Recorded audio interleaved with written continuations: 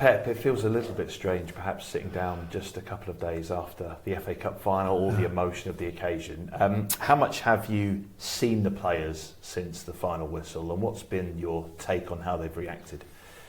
Right after sad, and yesterday a little bit better, and today better, and tomorrow ready. As much as winning has become a habit for you, losing can quickly become a habit too, and that's 2 FA Cup finals now where you've had to watch your opponents go and lift the trophy. How do you try and take the positives in the sense of trying to learn from that experience, maybe taking inspiration to make sure that next time your players are the ones winning the trophy again? Yeah, to win the trophy, right, the finals you have to be some chemistry, some powerful in the mindset, in the soul. The tactics and the other one after 8-9 years is not the key point, and this is what we have to take for the future, for the next seasons, for the club, for every situation you do in life, and that made me feel how great was what we have done in the past, and the game was well played. We did everything. So we played a really good game. I had the feeling that with the Crystal Palace concede dangers in 2 throw-ins or corners and 2 transitions actions. So it's real feel in a game in a final, and we create, defend the team, defend really well, so compact. Always have done, even with Red Hodgson. With Red Hodgson always we struggle, but defend really well, so compact. The structure 5-4-1, defend the pockets and the channels and this kind of situations, and we attack quite well, and we did it. We could not win, so congratulate Crystal Palace. Always we had to do that. Yeah, was it one of those games with certainly some of the big moments? Did you just come to feel the game was going to go in Crystal Palace's favour? Written in the stars is the phrase I've heard a few times. A favourite, sorry? It's the phrase I've heard a few times, is written in the stars. There were moments, weren't there, that went for Crystal Palace didn't go for you. No, I give a lot. I never think about that. I think a lot of the spirit, the team, and the stars. I don't know where it is. That I give a big compliment from Crystal Palace for the first trophy, because if you win, it's because I think they have done it well and they deserve it. Looking ahead, then, you've spoken about this end of the season. There's been a series of cup finals. Bournemouth is obviously one of those cup finals. Your final game at home this season. Must win.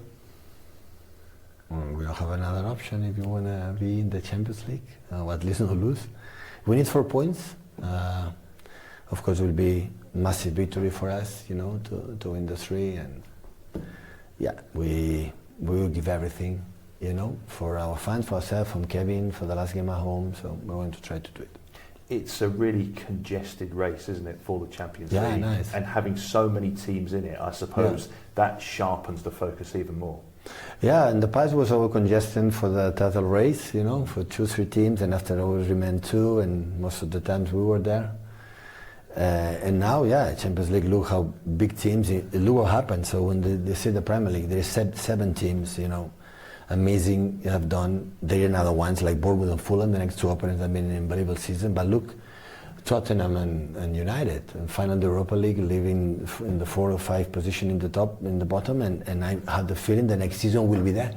So we can add maybe next season, because everyone next season expect the Tottenham and United will be better than that season and can fight for the Champions League. Always in the beginning of the season, these 2 teams, you believe it will be 8 or 9 teams in both there, maybe another one. So always I said for many years, in this country, qualify for the Champions League is a huge success. But after, there are teams who win the Champions League, they celebrate, it's normal. We have celebrated in the beginning, but now just qualification for the Champions League is not enough. It's not enough. Why? Because the recent past have been so successful in this club, even the people say, just the FA Cup. Yeah. I said, Manchester City for the first time, 2017, didn't win 1 title. It's not true. We won the Community Shield. I'm sorry. When we win Manchester City Community Shield, it's not a title. When we win another team, it's a title. We won the Community Shield. We're in the final FA Cup. We are fighting for the. Saying that is a successful season. No, we're not competing. We're not consistent. We don't have what we had. That's obvious. It's like that. Is it a different challenge that you lay down to your players, and how do they find it when you're chasing for a Premier League title or a trophy? It's obvious, there's the prize. Is it a different challenge trying to chase for a Champions League spot? Listen, we fought incredible, because I had the feeling that we could give up long time ago. We'll finish 10, 11, 12, 13. Experiences in this country with many important teams. It happened. After winning, when the moment you arrive winning, oh, I cannot win that time, that league, you give up. And we didn't do that. The proof was the final against Crystal Palace. So I'm sorry. We were a recognizable team. We were.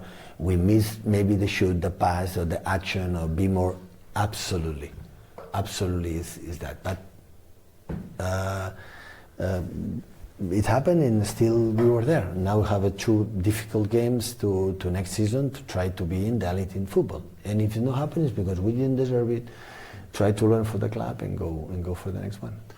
How much do you put it down to what's happened here this season inside Manchester City, and whether that be injuries or underperforming? And how much do you put it down to the teams in the Premier League improving another level this year? I said many times, the Premier League from my point of view, year by year, is getting better and getting better. So I admire Brentford a lot. Thomas Frank for me is, look, Marco Silva and Fulham, Unai and Aston Villa, and Bournemouth, and there are, and listen, I would say more. So the middle class, from my point of view, rise unbelievable. So that's why the difference between top and of course Liverpool was there, but the other clubs, when you are how many teams, 5, 6, 7 teams, the distance for 2, 3 points, that means how we call it. And I think for the Premier League is really, really good.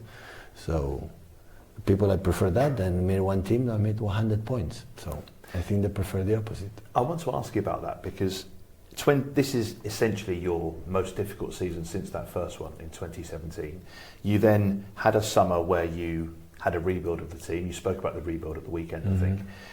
The next year you got 100 points. So what needs to happen from where you are now to next year's Premier League to put you back? We had to rebuild a little bit the club, the players, that's sure, because it's going to happen, or maybe in the future the manager, so it's happened. 100 points, I don't think it's going to happen again. I don't think. Maybe, but I don't know.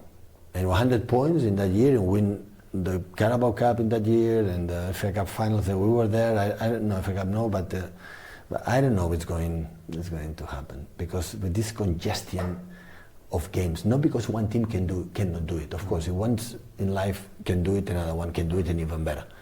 But the team when they do it have to deal with international games, international duties, no holidays, 4 competitions. The dynamics is more and more, not times a little more games than in the past, but especially intensity and everything. Look the amount of injuries and all the clubs they had.